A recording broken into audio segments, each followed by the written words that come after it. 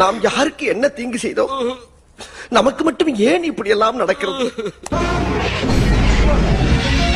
வர்றேன் பூரா மொத்தமா என்னையவே குறி வச்சு வந்தா நான் என்னடா பண்றது? உன்ன மாதிரி அங்கங்க அடமொழி வச்சு வாழ்ற வழி இல்ல. நாங்க ஆண்டாண்டு காலமா பரம்பரை அடமொழியோட வாழ்ற குடும்பம்டா.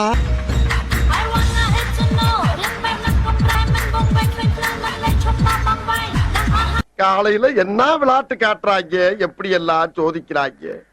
பொழுது விடிய விட மாட்டேங்கிறாங்களே ஐயா. நான் வீரத்துல புலி.